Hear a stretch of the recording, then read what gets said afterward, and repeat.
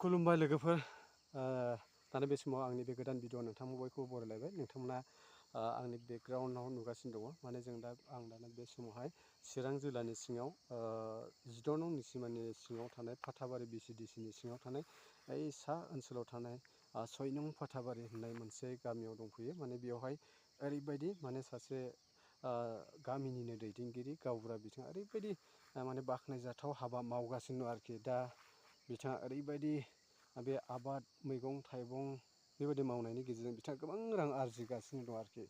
दा बेफोरबायदिनो जों मिथियो, माने जोंनि बे BTR ओनसोलावहाय गोबां सेंग्रा सिख्लाफ्रा दिनै लेखा गोरों दंसै, नाथाय बिथांमोना दिनै साख्रि होसोसेयावबो बिथांमोना साख्रिखौ मोननो हायाखै।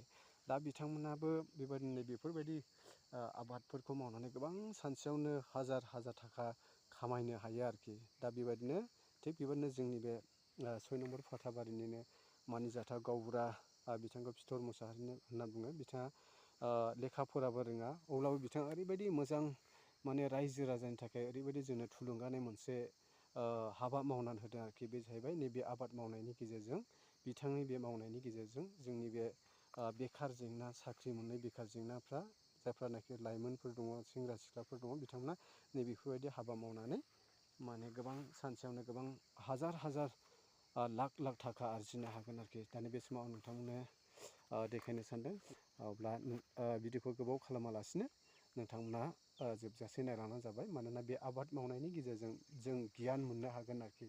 माने जों माबायदि आबाद मावोब्ला माबायदि मानसिया थांनानै थासान्दियाव मा मावोब्ला जों गावनि न'खरखौ दानो हागोन।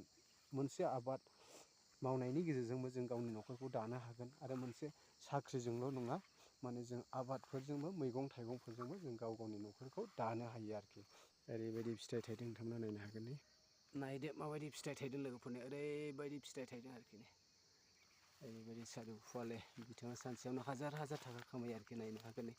दा बेफोरबायदिनो आरोखि जोंबो बेबायदिनो दिनैहाय गोबां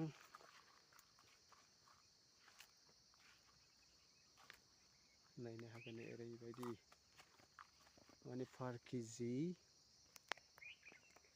दासान्दि नोंथांमोना मिथिखायो, माने मैगंनि बेसेना बेसेबां, केजियाव बेसेबां, बेखौ नोंथांमोना मिथिखायो। माने मैगं थाइगंनि दामा एकदम अख्रां मोनसारलायनाय बेफोरबायदि बारायजोब्बाय आरोखि। दा बेफोरबायदि समावनो बिथाङा ओरैबायदि मोजां जों रायजो राजानि थाखाय मोनसे मोजां हाबा मावनानै बिथाङा दिन्थिनाय जादों आरोखि। ओरैबायदि बरिया बेसेबा गुवार आरोखि, गैयालाबो 6-7 बिगानि बेफोरबायदि दं आरोखि। बानलु गायगासिनो दं गाहायावहाय। ओरैबायदि नै मोजां बानलुआ थायहांबाय, नोंथांमोना नायनो हागोन। बे बानलुनि ओरैबायदि आरोखि। बिथांनि मिथिहोनाय बायदिब्ला माने पार केजि 40 थाखा हलसेल रेटआव फैयो आरोखि। नै बेखौहाय अदासिखौ आरोखि। आं सिगांग्रो अदासिखौ देखायनाय जाबाय नोंथांनो। ओरैबायदि फिथाइ थायदों लोगोफोर, नायनो हागोन नोंथांमोना। सोरबाफोर हलसेल रेटआवहाय बायनो गोसोब्ला आं बिथांनि नाम्बारखौ स्क्रिनाव होनाय जागोन लोगोफोर। नोंथांमोना सोरबा फायखारि रेटनिहाय लांफैनो गोसोब्ला बिथांनि मबाइल नाम्बारखौ आं स्क्रिनाव होनाय जागोन आरोखि। बे जाहैबाय जोंनिनो मानगोनां गावबुरा बिथां। दा जों रायजो राजानि थाखाय बेयो ओरैबायदि मोजां हाबा मावनानै देखायदों आरोखि। बियो मोनसे जोंनि थाखाय बिदिन्थि महरै जों बिथांनिफ्राय सोलोंनानै लानांगोन आरोखि। ओरैबायदि मैगं थाइगं ओरै मैगं थाइगंफोर गोजा आरो, ओमफ्राय गाहायावहाय नै बेफोरबायदि बानलु गायदों आरोखि। बानलुआ ओरैबायदि मोजां जाबोगासिनो दं, माने फिथाइफ्रा थायहांबाय आरोखि।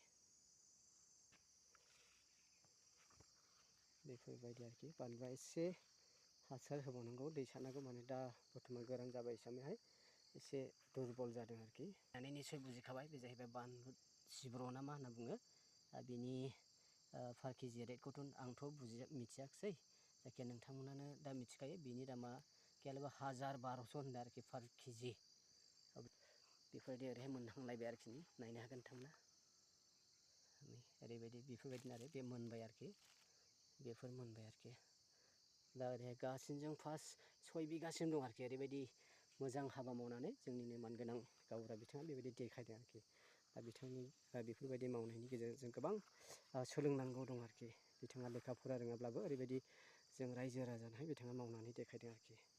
बेफोरबायदिनो बे गोलाव जात जाहैबाय नै।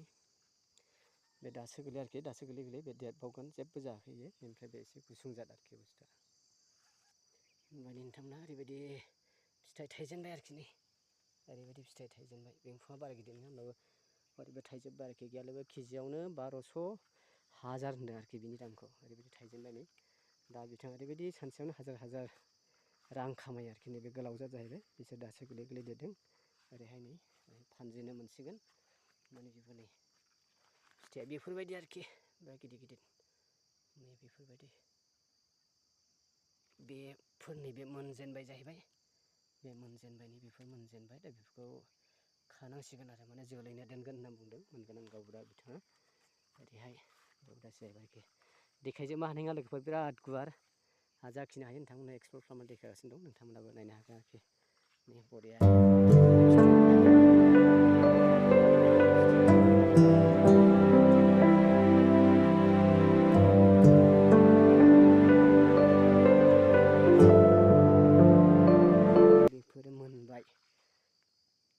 बेफोर मोनबाय जाहैबाय नै लोगो बरिया पार केजि 1200 हाजार नोंथांमोना सोरबा लांफैनो गोसोब्ला बिथांनि नाम्बारखौ कन्टेक्ट खालामनो हागोन नोंथांमोना बिथांनि मुं आरो बिथांनि मबाइल नाम्बारखौ आं स्क्रिनाव होनाय जागोन आरोखि नायनो हागोन नि ओरैबायदि बरिया थाइबाय आरोखि फिथाइफ्रा नै ओरैबायदि माखासेया मोनबाय माखासेया थाइगासिनो दं आरोखि ओरैबायदि बरिया बेफोरबायदि जानोबो आरो माने दा बेनि गेजेरजों जों हमनो हायो जों साख्रि बाख्रिजोंल' जों न'खरखौ दानो हाया बेफोरबायदि आबाद मैगं थाइगंफोरजोंबो जों गाव गावनि न'खर संसारखौ गावनि जिबनखौ दानो हायो आरोखि ओरैबायदि आं बुंखाबाय नोंथांमोननो देखायजोबनो हानाय नङा जाखिनि हायो आं नोंथांमोननो देखायनाय जाहैबाय बेफोरबायदि आरोखि नै फिथाइफ्रा बरिया थाइबाय ओरैबायदि बरिया थाइगासिनो दं आरोखि नै 6-7 बिगासिम दं आरोखि ओरैबायदि थाइगासिनो दङ सानसेयावनो खाथ्र'नोसो हा आरोखि 5 मनसोलाबो नों लांनो हागोन आरोखि खिन्थु लांग्राफ्राल' खम जाना दं आरोखि दा 40 थाखा केजि सेरसेयावब्ला अब्ला महनसे लाङोब्ला बेसेबां जागोन नोंथांमोना बिनि केलकुलेटखौ नोंथांमोना खालामनो हागोन आरोखि नै बेफोरबायदि थाइजेनबाय फिथाइफ्रा बरिया नायनो हागोन नोंथांमोना नै ओरैबायदि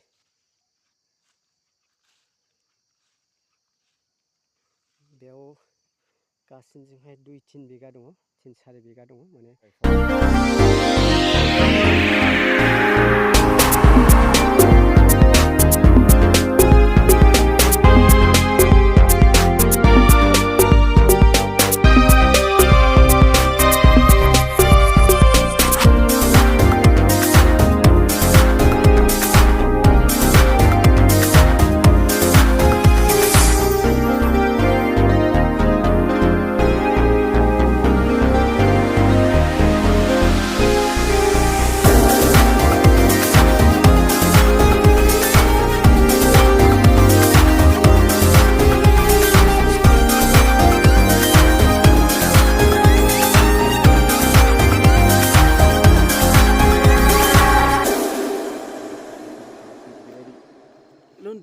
लान्दा थाइगासिनो दं आरोखि नै ओरैबायदि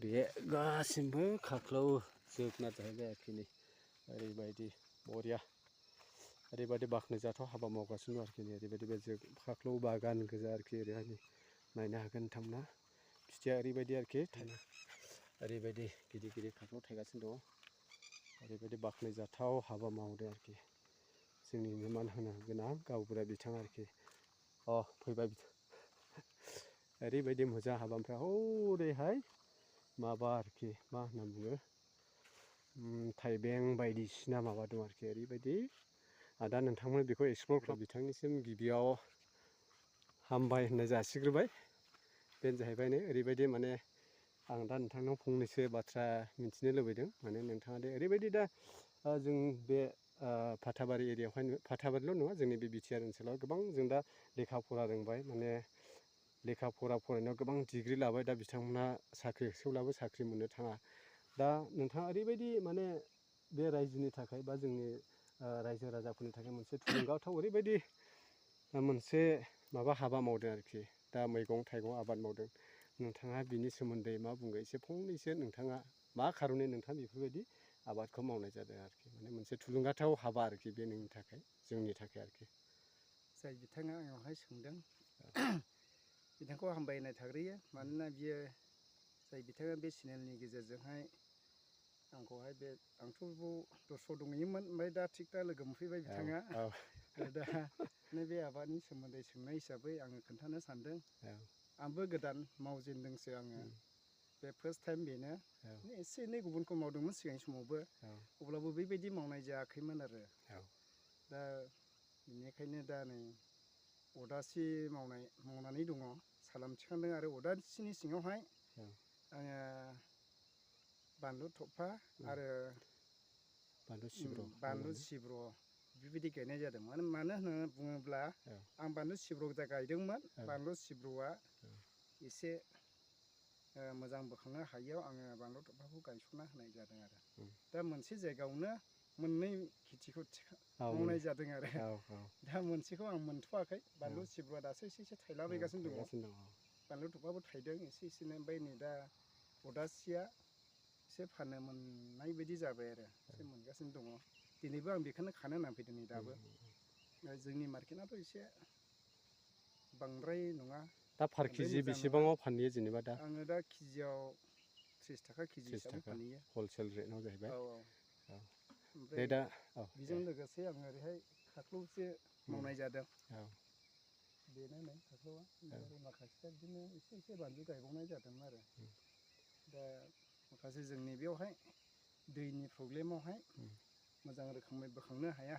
बेफोरबायदि नुदों आरो जोबोद हामबाय थाबाय जोंनि मानगोनां गावबुरा बिथांनिसिम दा आं बेखौल' मिथिनो सानगोन माने दा गोबां जोंनि बे बिटिआर ओनसोलावहाय माने गोबां साख्रि गैयै बेखार जेंना दङ दा बिथांमोननि थाखाय नोंथाङा मा मेसेज हरनो सानो नोंदे दा ओरै गोबां जोंनि सुबुंफोरनि थाखाय रायजो राजाफोरनि थाखाय बिराद मोनसे एडभाइस बायदि मोनसे आबाद मावदों आरोखि दा बै बेखार बे साख्रि मोनै बिथांमोनखौ माबायदि नोंथांमोना बुंनो सानगोन आरो जेनेबा बेफोरबायदि आबाद मावनानैबो जों संसारखौ दानो हायो नालाय दा बैसोरखौ नोंथांमोना मा मेसेज हरनो सानो अननानै फंनैसो बुंनो हागोन। आङो सानदों जायफोरा गोबां मानसिफ्रा बेबायदिनो फरायनानै सोरबा गारबाय सोरबा गोबां गोजान गोजान जायगायावबो थांनानै मावहैगासिनो दङ नाथाय गाव गावनि न'खराव हाफोर दङब्ला बेयावनो माबा मोनसे जेरैहाय जोङो दा नुगासिनो दङ इउटुबनि गेजेरजों गुबुन गुबुन जायगाफोरावहाय बानलु सिब्रु मावदों अदासि मावदों थाइबें मावदों गोबां रोखोमनि बानलुफोरबो मावनानैहाय बिदिनो न'खरखौहाय खुंबोबाय थादों जोङो नुदों दा बेखौ नायनानैहाय जोङो न'खर खुंनायावहाय मुलाम्फाखौ जाहैगोन बायदि नुदों जायफोरा गुबुन जायगायाव मावनानै बिराद खस्थ' मोनबोगासिनो दङ मोननांगासिनो दङ न'खरफ्रावबो थाखा फैसाबो सफैया बिथांमोना दा बेखौ लानानै आङो सानदों जे बिथांमोना गावनि हाफोर दङब्ला दा बेफोरबायदि मावोब्ला न'खरनि थाखाय मोजां सुबिदायावहाय फैगोन बायदि आं नुहुरदों आरो हामबायनाय थाबाय मानोना बिथां गावबुरा सानैबो गोबां नैबे आबादफोरखौनो खानांगौ दङ दा सम गैले बेनिखायनो आं बे फंनैसो रायजो राजानो मेसेज हरनायनि थाखाय मानगोनां गावबुरा सानैसिम हामबायनाय थाबाय थेंकिउसै गावबुरा दे लोगोफोर माने माखासे एसे सोंबावनांगौ दंमोन माने गोबां आबाद फिथाइफोर खानांगौ दं आरोखि ओरैहाय गावनो बिराद मावथिखा माने बिराद खाख्लौफोरनि दाथ' नोंथांमोना मैगं थाइगंनि दामखौ मिथिखागौ जाहैबाय थाइसेयावनो 70 थाखा 100 थाखा नै बेफोरबायदि बिराद गिदिर गिदिर थायगासिनो दं आरोखि दा हरैहायबो हनै हरैहाय आं दा गोबां दङ माने एक्सप्लर खालामनो माने बे अदासिखौनो खानाय जासिगोन आरोखि बिसोरो ओरैबायदि आरोखि